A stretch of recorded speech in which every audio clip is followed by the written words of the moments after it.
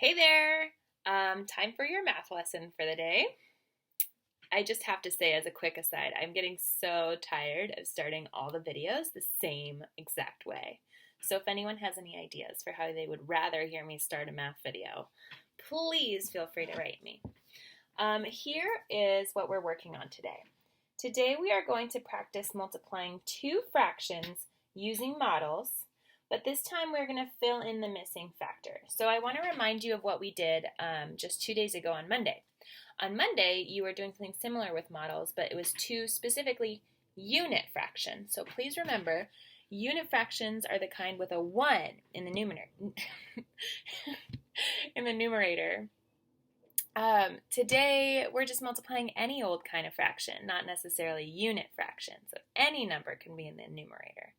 We are still using models, though, and now you'll see what I mean in a moment, but it's not necessarily just find the answer like we did in the last one. Now we're going to be finding a missing factor. So it might be a missing denominator, it might be a missing numerator, it might be both. We'll see, okay?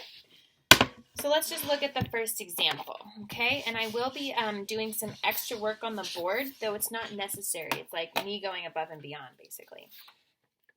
So here is the problem.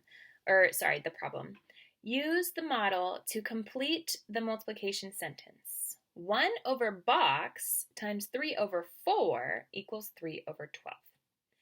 Now, I know that almost everyone mastered Monday's skill. So this shouldn't be so terrifying because it's so similar in a lot of ways. You have to use what you learned on Monday to do this, okay? Now, you can just sort of do it without using the model, right? If you wanted, you could just be like, well, I know that 1 times 3 is 3. So if I figure out what times 4 is 12, then I know what goes in the box. And what does multiply by 4 to make 12? It's 3, right? You know that. You know that 3 times 4 is 12. But I've said this before and I'll say it again. It's so important that you understand how this works. If you don't get this, it will come back and bite you. So make sure you get this, okay? Let's look at the model. Let's start by finding the 3/4. Here's 4 rows. 1, 2, 3, 4 rows, and 3 of them are filled in. 1, 2, 3, right? And so what you have to do if you want to figure out what goes down here is you have to say, okay, well, what was there just one of? And there was 1, 2, 3 vertical columns, and this was 1/3 of it. So the 3 goes down here. This is a third. And you can see here that 3/12 was created as a product of 1/3. Here's just 1/3 being multiplied by 3/4. And this is the product right here, the orange part, okay? 3/12. So let's review. I'm going to do this on my whiteboard. Let's review what's really happening when you're multiplying 1/3 by 3/4. Let's start with our 1/3. What you're basically being asked to find is what is 1/3 of 3/4, or vice versa, right? So maybe this time, since I'm starting with 1/3, you'll be asked, what's 3/4 of a third? Okay? So what you would do is you would break this third into fourths. But you wouldn't just do it to the third, you'd want to do it to the whole. Okay? And what is 3/4 of it? That's going to be these 3 right here, right? So this is 3/4 of 1/3. Which, if you see how many pieces there are of this size, there's a total of 12, and you have 3 of them. So that's why it's 3/12, okay? I have no way of knowing whether you guys are just mastering the skill because you understand how to multiply across versus how many of you really understand the model. Just a little offer, I'm going to offer this to you if you just go out of your way to message me on Google Classroom to honestly tell me if you understand the models. I'll consider giving some extra credit for that because 1, that shows me you're watching my videos, which I would be very happy to know. And 2, I want to offer extra credit if you really do understand how the models work. And if you don't, maybe come to office hours so I can help you understand it, okay? All right, let's move on to the next example. Use the model to complete the multiplication sentence. 2 over box times 1/5 equals 2 over 45.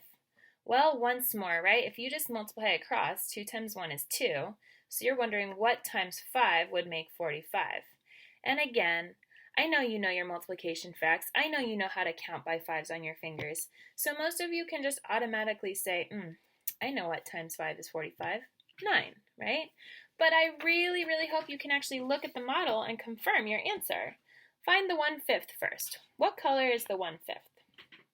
Hopefully everyone says the color. The color of the 5th is red, right? Because look, 1, 2, 3, 4, 5 rows, and this row is one of them. So that's the red is 1/5. Meaning the orange is what? Well, let's count how many columns there are. 1, 2, 3, 4, 5, 6, 7, 8, 9. And we've got 2 of them. So 2 over 9. And what's the product? The product is going to be 2/45. These two little orange slices represent the product of these two fractions. So this would be like if you had 2/9 shaded and they want to ask you what's 1/5 of it. You break your 2/9 into 5 equally sized pieces, and these two are the product. Okay? Hopefully you're getting it. We're going to do one more, and hopefully by then you'll say, I've got this. I'm going to go master skill M18 on IXL math. Use the model to complete the multiplication sentence. Box over box times 4 over 9. So this is a little bit different because now you have to figure out what the numerator and the denominator are. And you know the product is 8 over 36. So first thing I would do is find 4/9, right? Where do you see 4/9? Well, I see 1, 2, 3, 4, 5, 6, 7, 8, 9 rows. So this is 9. And then 4 of them are shaded. So this is 4/9 here. So I have to figure out what goes here.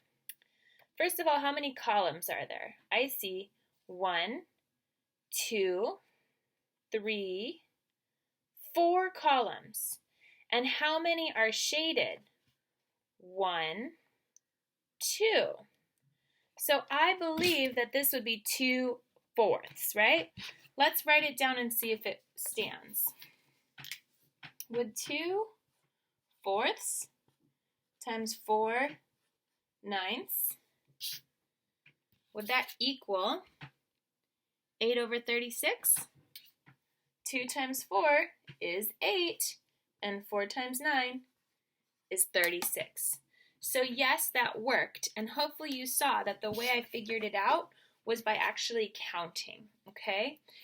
For the denominator, you count how many columns there are, and for the numerator, you count how many are shaded, okay?